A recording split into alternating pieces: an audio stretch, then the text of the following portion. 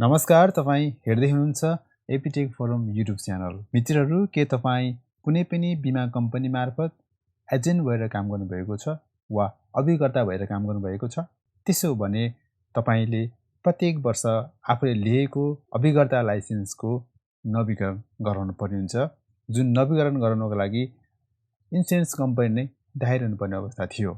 अब भने हामीलाई एकदमै सहज भएको छ, किनभने अब हामीले करेन्ट IPS कै माध्यमबाट बीमा समिति मार्फत जारी गरिएको बीमा अभिकर्ता इजाजत पत्र अर्थात् एजेन्ट लाइसेन्स सजिलैसँग करेन्ट IPS मार्फत नवीकरण गर्न सक्ने भएको छ। अब हामीले घरमै बसेर कुनै पनि समयमा आफ्नो अभिकर्ता आफ्नो एजेन्टको लाइसेन्सलाई सजिलैसँग नवीकरण गर्न सकिन्छ। अब त्यसको लागि हामीले कसरी नवीकरण गर्ने त यो एपिसोडमा जानकारी दिने कोसिस गर्नेछु। आउनुहोस् भिडियोलाई ढिला नगरिकन सुरु गरौँ। सुरुमा करेन्ट IPS मा जानुहोला र करेन्ट IPS मा गइसकेपछि लगइन गर्नुहोला।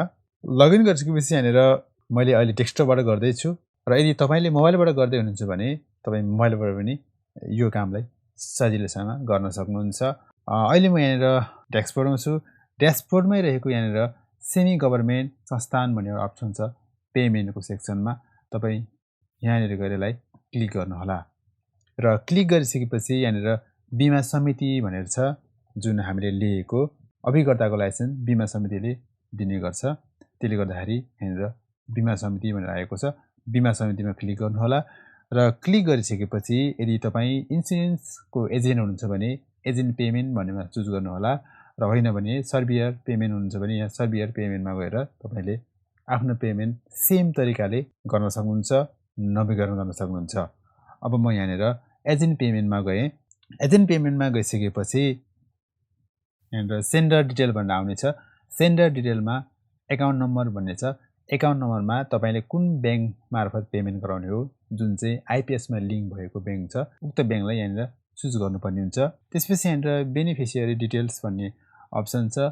हामीले प्रत्येक वर्षको प्रत्येक चैत मसान्तभित्र यो बीमा अभिकर्ताको लाइसेन्स नवीकरण गर्नुपर्ने हुन्छ।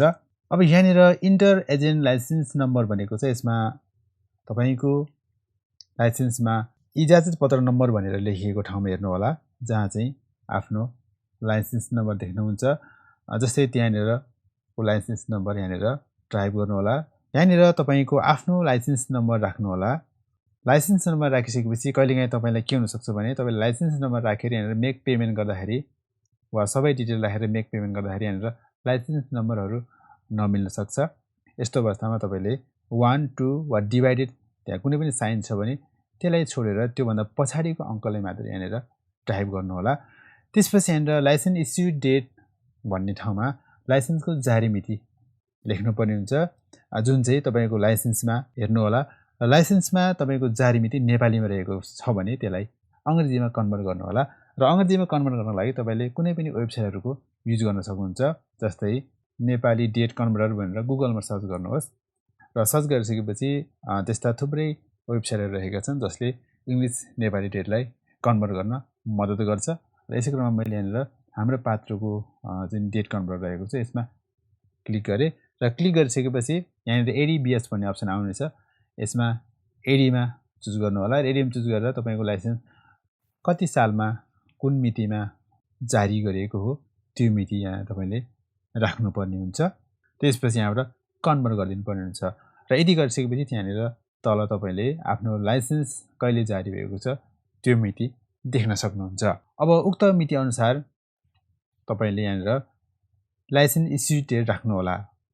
त्यसपछि टाइप अफ एजेन्ट भन्ने अप्सन छ। यसमा तपाईको यदि तपाईको लाइसेन्स इन्डिभिजुअल हो भने इन्डिभिजुअल टाइप गर्नु होला, अर्गनाइजेसनल हो भने अर्गनाइजेसन चुज गर्नु होला। त्यसपछि यहाँनिर इन्स्योर नेम भन्ने अप्सन छ। इन्स्योर नेम भनेको चाहिँ तपाईले कुन बीमा कम्पनी मार्फत लाइसेन्स लिनु भएको छ उक्त बीमा कम्पनी यहाँनिर चुज गर्नु होला। त्यसपछि यहाँनिर मेक पेमेन्ट भन्ने अप्सनमा क्लिक गर्नु होला।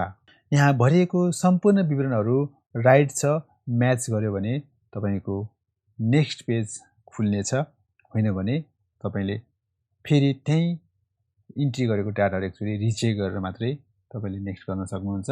त्यसपछि यहाँनिर सम्पूर्ण डिटेल आएको छ, जसमा लाइसेन्स नम्बर, एजेन्टको नाम, लाइसेन्स इस्यु भएको डेट, एजेन्टको टाइप कुन टाइपको हो, र कुन बिमा कम्पनी मार्फत एजेन्ट भएर काम गरिरहेको छ, कम्पनीको नाम, तपाईको डकुमेन्ट नम्बरमा तपाईले जुन डकुमेन्ट दिनुभएको छ त्यो नम्बर, त्यसको टाइप, त्यसपछि यहाँनिर रिन्युएबल एमाउन्टहरु देखाउनुहुन्छ जुन चाहिँ 200 रुपैयाँ लाग्ने रहेछ। यो एमाउन्ट देखाउनुहुन्छ भने अर्कोतिर ट्रान्ज्याक्सन डिटेलमा कति रुपैयाँ चाहिँ हाम्रो पेमेन्ट हुँदैछ र पेमेन्ट बाबत कति चार्जहरु लाग्नेछ यो सबै कुरा यहाँनिर देखाउनेछ। यदि तपाईले करेन्ट आइपिएस एकाउन्ट बनाउनु भएको छैन र बनाउन खोज्दै हुनुहुन्छ भने कृपया कसरी एकाउन्ट बनाउन सकिन्छ त्यो विषयमा योभन्दा पहिला मैले भिडियो बनाइसकेको छु जसको लिंक भिडियोको आई बटनमा छ। यसैगरी करेन्ट आइपिएसबाट कतिसम्म ट्रान्ज्याक्सन गर्न सकिन्छ र करेन्ट आइपिएसको ट्रान्ज्याक्सन फीहरु कति लाग्छ यो विषयमा पनि तपाईले भिडियोको लिंक माथि भिडियोको आई बटनमा हेर्नु होला, त्यहाँ देख्न सक्नुहुन्छ र त्यहाँ गएर तपाईले थप जानकारीहरु पनि भिडियो मार्फत लिन सक्नुहुन्छ। यसपछि तपाईले यहाँनिर गएर मेक पेमेन्ट भन्ने अप्सन छ, यसमा गएर तपाईले आफ्नो पासवर्ड कोडलाई राखेर सजिलैसँग पेमेन्ट गर्न सक्नुहुन्छ। मित्रहरु पक्कै पनि भिडियो यहाँको लागि एकदमै उपयोगी भयो होला भन्ने मैले आशा गरेको छु। भिडियो मन परेमा कृपया भिडियोलाई लाइक गर्न नभुल्नु होला, भिडियोमा कमेन्ट गर्न नभुल्नु होला र यदि तपाई यस युट्युब च्यानलमा नयाँ हुनुहुन्छ भने कृपया च्यानललाई सब्स्क्राइब गर्न पनि नभुल्नु होला। अहिले यति नै, धन्यवाद।